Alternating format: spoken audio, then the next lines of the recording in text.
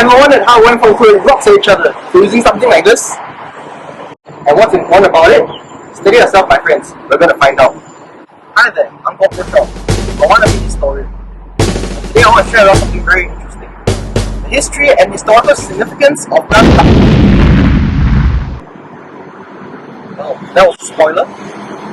Now I'm sure we all know this explosive substance comprised of potassium nitrate, also known as saltpeter, sulfur, and charcoal. However, do you know a man named in 142, 2nd century AD, during the Han Dynasty, actually wrote about the effects of gunpowder? He said the concoction of three powers were flying down his battlefield in his book of the Kinship of the Three, detailing most of early alchemists, who today we know as chemists. This was the earliest description of gunpowder, and in fact we still use this technology, at least in our military weaponry. The first recorded creation of gunpowder occurred in 850 AD, when an alchemist tried to create an immortality pill, mixed all three ingredients required, which, when he left it near a fire, caused an enormous explosion, burning his entire house down and burning him significantly. Gunpowder, much like its later product, the Gatling gun, was created as a way to save and prolong lives. The former was created as an immortality pill, the latter was created to reduce the number of combatants lost on the battlefield for one man to do work of 100. Did you know that without advances in gunpowder technology such as military affairs, healthcare, and mine operations would have been far slower to develop? Let's start with military tech. Since that's what we usually associate gunpowder with, we will later on talk about the non-destructive aspects of gunpowder. In the words of alternate history hub, cannons destroy armies, guns destroy cavalry, entire cities were marked by bombs. The way we kill each other will never be the same again. China was the first country to weaponize gunpowder, and we see although not all the weapons were manned, as some of the weapons involved using animals with unpredictable behavior in conjunction with gunpowder against enemy encampments. Early gunpowder weapons were quite primitive. They were more or less flamethrowers, although this was still effective because this sort of weapon still freaked the living hell out of enemy troops, who had never experienced anything near to gunpowder in their lives. In medieval Europe, early fortifications such as castles and fortresses were bastions for power for the rulers, be they kings or emperors.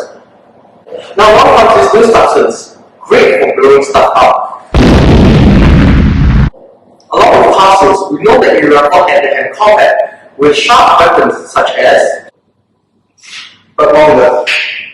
The only range weapons of that era were bows and arrows, and as our archery friends know, training anyone to shoot accurately with a bow and arrow at anything takes a lot of training.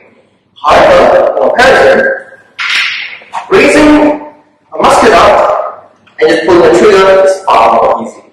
This means that well-trained armies, be they foot soldiers, cavalry, or archers, would increasingly be outmatched by very untrained troops, armed entirely or increasingly with muskets.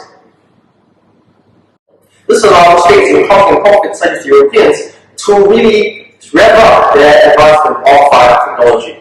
Their technology surpassed even the Chinese and the Mongols, who introduced that technology in the first place. Maybe especially the British, who became the dominant colonial power after very past 100 years, were known for their huge battleships armed with a plethora of cannons. Armed with, you guessed it, gunpowder. As they say, the sun never set on the British Empire. Imagine being a master swordsman, and you can die from a click of a button. Joy and I will now recreate a scene in either pre- and post-firearms.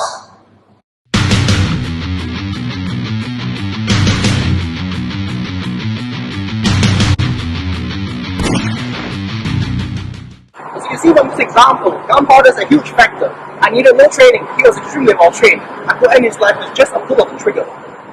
As you can see, it makes a difference. More advanced technology usually led to victory. Colonial powers who had significantly small populations were able to become much better at invading smaller countries thanks to this increased technology of the firearms. Now, for the sake of description, here's an example of an early firearm. This is a Ren Dynasty hand cannon, and along with the Halo Jiang hand cannons, they were among the world's first firearms. This revolutionary step forward will lead to untold carnage in the future, a future we now inherit from them. And this adorable little thing I hold in my hand is a descendant of the hand cannon, although, you'll notice, this is a German design. hand cannons were from China. That's quite a distance away. The moment gunpowder became commonplace, everyone was trying to perfect it. These range from being able to fire all times without having to reload, or in the process of reloading, adding other weapons, for example, swords, etc. Even things like safety, where you want to be sure that when you pull the trigger, it doesn't explode in your face, hurting you and any other user. These developments are, however, more frequently discussed in other videos, such as military history, and not for the scope of this video. I'll conclude, however, by saying that modern militaries owe their existence to the valor of their predecessors and gunpowder for their effectiveness. War is hell, as many soldiers till today express. War is the only proper scope of surgeon, according to Hippocrates, one of the world's most important medical figures. His correct on many counts, from the kind of wounds they have to treat to the sheer number of patients created from war, thanks to the fact that now guns make it so easy to end another man's life. We can attribute this military aspect to gunpowder, since it is now far more easy to put a soldier out of action by simply pulling a trigger. We see major development in times of war. The Napoleonic era was one such example, where the tactics of war have changed. Rows of men armed with muskets would march in close to the enemy and fire, waiting for the next row to come in. This drastically increased the sheer number of one, the number of patients admitted, two, the casualties, and three, type of wounds they had to heal. One such was the gunshot wound. Gangrene, as well as other infection-related diseases, can be attributed to gunshot wounds. Unfortunately, we see a huge number of deaths on the battlefield, especially in the American Civil War, being more so than on the battlefield. Popularly quoted is the fact that 2/3 of soldiers died away from the battlefield due to infections, not least, again, from gangrene. This, of course, led to increased development and use of antiseptics. It's preventing gangrene and other diseases from claiming more casualties than war already has. These medical advances are still being used to save lives on the battlefield today. In fact, they are also used in your local hospital, thus proving the historical significance of gunpowder until today. Alright, so there's not much talk about gunpowder in relation to mine. However, we know that before the use of gunpowder for explosives, the only other method was to heat up whatever area you need to heat, especially with stone, and strike it when it's hot, similar to some metallurgy of later eras. With this technology, we understand that we have more access to underground fuels, such as coal, which led to an evolution in our transportation.